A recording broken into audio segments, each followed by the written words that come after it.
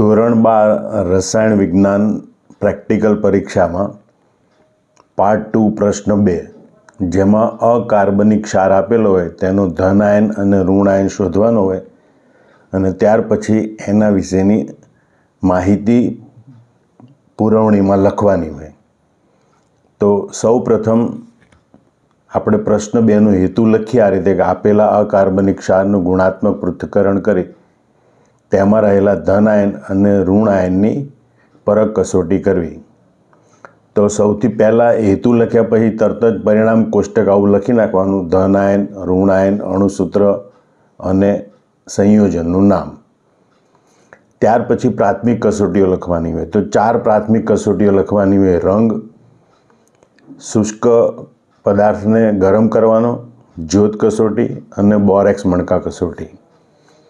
અને એ લખાણ માટે વિદ્યાર્થીને માર્ગદર્શિકામાં જોવાનું હોય, પણ માર્ગદર્શિકામાં એટલું બધું વિસ્તૃત લખેલું છે કે ક્યાં શું લખવું એ આપણને ખબર પડતી નથી.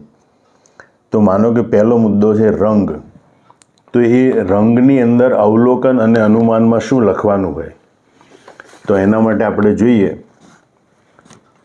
કે આ 4-5 વિકલ્પ આપેલા છે. એ પૈકી જો આપણો પદાર્થ લીલા રંગનો હોય તો અનુમાન લખવાનું Ni2+ હાજર હોઈ શકે. અવલોકનમાં આપણે લખવાનું જો પદાર્થ વાદળી રંગનો હોય તો વાદળી લખવાનું, તો Cu2+ હાજર હોઈ શકે.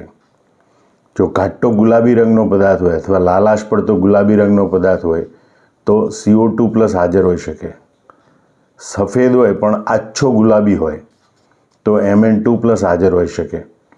અને જો સફેદ પદાર્થ હોય તો એમ લખવાનું કે Ni2+, Cu2+, CO2+, Mn2+ ગેરહાજર હોઈ શકે. મતલબ કે એ રંગના મુદ્દામાં આ 5માંથી કોઈ પણ એક વસ્તુ લખવાની હોય છે. બીજો મુદ્દો છે 0.5 ગ્રામ ક્ષારને સૂકી કસનળીમાં ગરમ કરતા. તો એની અંદર આપણે આ 4 અવલોકનમાંથી કોઈ એક અવલોકન લખવાનું હોય કે ભાઈ વાદળી પદાર્થ સફેદ બને છે તો Cu2+ હાજર હોઈ શકે. ગુલાબી પદાર્થ છે એ વાદળી બને છે તો CO2+ હાજર હોઈ શકે. સફેદ પદાર્થ પીળો બને છે તો Zn2+ હાજર હોઈ શકે. પદાર્થના રંગમાં ખાસ કોઈ ફેરફાર થતો નથી તો Cu2+, CO2+, Zn2+ ગેરહાજર હોય છે. તો આ 4માંથી કોઈ પણ એક મુદ્દો એ આ બીજા નંબરના અવલોકન અને અનુમાનમાં લખવાનો હોય છે. એ રીતે જ્યોત કસોટી. જ્યારે આપણે પદાર્થને વાદળી રંગની જ્યોત એટલે કે ઓક્સિડાઇઝ જ્યોતમાં ગરમ કરીએ ત્યારે જ્યોત કસોટીથી કોઈ ધન આયનની પરખ થઈ શકે. તો ત્યાં આપણે શું લખવાનું હોય? તો ત્યાં આપણી પાસે આ 3 મુદ્દા છે. આ 3માંથી કોઈ પણ એક મુદ્દો લખવાનો હોય. સફરજન જેવા લીલા રંગની જ્યોત જોવા મળે તો અનુમાનમાં લખવાનું Ba2+ હાજર હોઈ શકે. અવલોકનમાં લાલાશ પડતી જાંબલી જ્યોત હોઈ શકે એટલે કે કિરમજી લાલ જ્યોત હોઈ શકે હોય તો Sr2+ હાજર હોઈ શકે. ઈંટ જેવી લાલ જ્યોત હોય તો Ca2+ હાજર હોઈ શકે, પણ Ca2+ આપણા કોર્સમાં નથી આપતા અત્યારે. અને એટલે ત્રીજો મુદ્દો લખાય વિશિષ્ટ જ્યોત જોવા મળતી નથી તો Ba2+, Sr2+, Ca2+ ગેરહાજર. અહીંયા Ca2+ ગેરહાજર, ભૂલથી 3+ લખાઈ ગયું છે 2+. એટલે જ્યોત કસોટીમાં આ 3માંથી કોઈ પણ એક મુદ્દો લખવાનો હોય અવલોકન અને અનુમાનમાં. ત્યાર પછી આવે છે બોરેક્સ મણકા કસોટી. તો બોરેક્સ મણકા કસોટી છે એમાં આપણે મોટા ભાગે કોઈ કરતું નથી, પણ લખવાનું આ રીતે આ 4 મુદ્દામાંથી કોઈ એક મુદ્દો લખવાનો હોય કે લીલો મણકો મળે છે જે ઠંડો પડતા વાદળી બને છે. Cu2+ હાજર હોઈ શકે. મતલબ કે આપણે ધન આયન શોધ્યો એ જો Cu2+ હોય તો આ મુદ્દો લખવાનો હોય.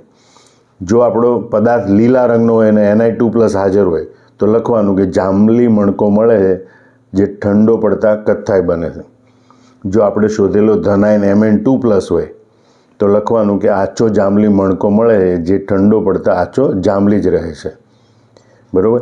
અને જો આ 3 Cu2+, Ni2+ કે Mn2+માંથી એક પણ ધન આયન ના હોય તો આપણે એવું લખવાનું કે કોઈ વિશિષ્ટ રંગનો મણકો મળતો નથી. માટે Cu2+, Ni2+, Mn2+ ગેરહાજર હોઈ શકે.